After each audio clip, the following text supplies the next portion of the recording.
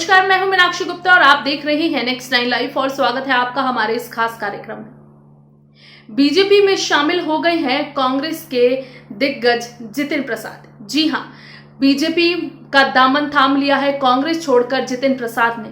दरअसल इस मामले को लेकर यह खबर आ रही है कि जितिन प्रसाद कांग्रेस से नाराज चल रहे थे, जिसके चलते उन्होंने इतना बड़ा कदम उठाया है।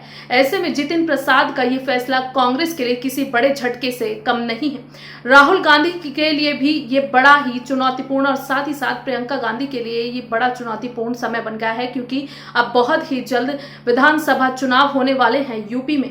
और यूपी के शाहजहांपुर से ताल्लुक रखते थे जितिन प्रसाद। ऐसे में जितिन प्रसाद के परिवार वाले भी पूरे तरह से कांग्रेसी थे। उनके दादा, उनके पिताजी भी खुद कांग्रेसी रहे हैं। जितिन प्रसाद के ही बगावती सुर नजर नहीं आ रहे हैं। आपको बता दें कि जितिन प्रसाद के पिता ने भी साल 2000 में सोनिया गांधी के खिलाफ अध्यक्ष पद का चुनाव लड़ने का मन बना लिया था और वो इसके खिलाफ चुनाव लड़े भी थे, लेकिन उन्हें बेहद ही करारी हार मिली थी और वो इस हार को स्वीकार नहीं कर पाए थे, जिसके बाद बहुत जल्द ही ब्रेन हेमरेज के कारण उनका निधन हो गया था। तो क्या है ये पूरा माजरा, हमारी इस खास रिपोर्ट में देखिए। कांग्रेस के युवा नेता जितिन प्रसाद कांग्रेस से लगभग 20 साल तक जुड़े रहने के बाद बुधवार को बीजेपी में शामिल हो गए। अगले साल यूपी में होने वाले चुनावों के मद्देनजर राहुल गांधी के करीबी रहे जितिन का बीजेपी में शामिल होना कांग्रेस के लिए बड़ा झटका। पिछले साल गैर गांधी कांग्रेस अध्यक्ष की मांग करने पर पार्टी में उनका भारी विरोध हुआ था, लेकिन बगावत जितिन को परंपरा में मिली है।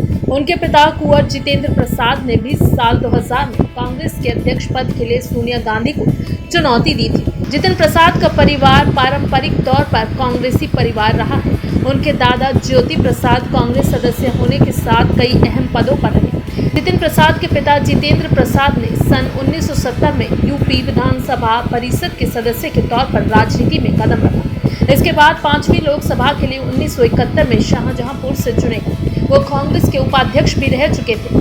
साल 1998 में जब सोनिया गांधी ने कांग्रेस के अध्यक्ष पद के लिए चुनाव लड़ने का ऐलान किया तो उन्हें कांग्रेस का सदस्य बने महज एक ही साल हुआ था। उन्होंने 1997 में ही कांग्रेस की प्राथमिक सदस्यता ली थी। 1998 में उन्होंने कांग्रेस का अध्यक्ष पद चुनाव लड़ने का ऐलान किया। उस समय रहे कांग्रेस अध्यक्ष सीताराम केसरी के उस समय तक 5 साल पूरे नहीं हुए थे, लेकिन वो इसका खुलकर विरोध नहीं कर सके। कांग्रेस नेता जितेंद्र प्रसाद भी इससे सहमत नहीं थे, लेकिन उन्होंने उस समय इसका विरोध नहीं किया। साल 1999 में शरद पवार, पीएस संगमा और तारिक अनवर ने सोनिया के खिलाफ बगावत की।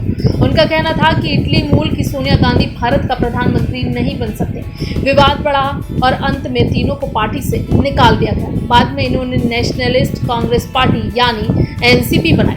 इन तीनों के ना रहने पर बगावत का झंडा राजेश पायलट और जितेंद्र प्रसाद के हाथ में रहा। दोनों ही वंशवाद के खिलाफ अपनी नाखुशी जाहिर कर चुके थे। जानकार बताते हैं कि 1998 में तो राजेश पायलट ही सोनिया के खिलाफ अध्यक्ष पद के लिए खड़ा होना चाहते थे। इनका तर्क था कि सोनिया से और काबिल और अनुभवी नेता कांग्रेस में हैं, तो बागडोर उनके हाथ में ही होनी चाहिए। साल 2000 में राजेश पायलट ने योजना बनाई कि वो सोनिया गांधी के खिलाफ अध्यक्ष पद के लिए खड़े होंगे। उन्होंने जितेंद्र प्रसाद के साथ पूर्व प्रधानमंत्री राजीव गांधी के जन्मदिन 21 मई को जबरदस्त रैली भी की, लेकिन किस्मत को कुछ और ही मंजूर था। इसके 20 दिन के अंदर ही 11 जून को उनकी कार दुर्घटना में निधन हो गया। अब बगावत का झंडा थामने को सिर्फ जितेंद्र प्रसाद का हाथ रह गया। अब उन्होंने 2000 के अध्यक्ष पद के चुनाव में सोनिया का विरोध करने की ठानी। वो सोनिया के मुकाबले अध्यक्ष पद के लिए खड़े हुए। नवंबर 2000 में चुनाव हुए, लेकिन उन्हें बुरी तरह हार का सामना करना पड़ा। चुनाव में पड़े 7542 वोटों में से उन्हें महज 94 वोट मिले। जितेंद्र प्रसाद इस करारी हार को बर्दाश्त नहीं कर सके और 16 जनवरी 2001 को ब्रेन हेमरेज से उनका निधन हो गया। वहीं अब बात अगर उनके बेटे यानी जितेंद्र प्रसाद के बेटे जितिन प्रसाद की करें तो जितिन प्रसाद का जन्म 29 नवंबर 1973 को हुआ था। उनके पिता जितेंद्र प्रसाद यानी जितेंद्र प्रसाद कांग्रेस के बड़े नेता थे। अगर जितेंद्र प्रसाद के राजनीतिक जीवन की बात करें तो जितेंद्र प्रसाद 2001 में भारतीय युवा कांग्रेस में सचिव बने। 2004 में अपने गृह लोकसभा सीट शाहजहांपुर से 14वीं लोकसभा चुनाव में किस्मत आजमाई और जीते। पहली बार जितेंद्र प्रसाद को 2008 में केंद्रीय राज्य इस्पात मंत्री नियुक्त किया गया।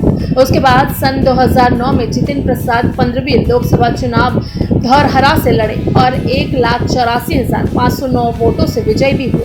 जितेंद्र प्रसाद 2009 से जनवरी 2011 तक सड़क परिवहन और राजमार्ग मंत्रालय, 19 जनवरी 2011 से 28 अक्टूबर 2012 तक पेट्रोलियम और प्राकृतिक गैस मंत्रालय और 28 अक्टूबर 2012 से मई 2014 तक मानव संसाधन और विकास मंत्रालय यूपीए सरकार में केंद्रीय राज्य मंत्री रहे। जितेंद्र प्रसाद शाहजहांपुर, लखीमपुर और भी कई जगह से वो चुनाव जीतकर लोकप्रिय नेता रहे। जितेंद्र प्रसाद को उत्तर प्रदेश में शांति प्रिय और विकासवादी राजनीति के लिए जाना जाता है। जितेंद्र प्रसाद ने 2014 का लोकसभा चुनाव धौरहरा सीट से लड़ा लेकिन हार गए। 2017 के विधानसभा चुनाव में शाहजहांपुर की तिलहर विधानसभा सीट से खड़े हुए लेकिन वहां से भी हार गए। इसके बाद 2019 में धौरहरा से फिर लोकसभा चुनाव लड़े लेकिन हार गए। इसके बाद प्रियंका गांधी ने जितेंद्र प्रसाद को महत्व नहीं दिया जिसके चलते वो नाराज चल रहे थे।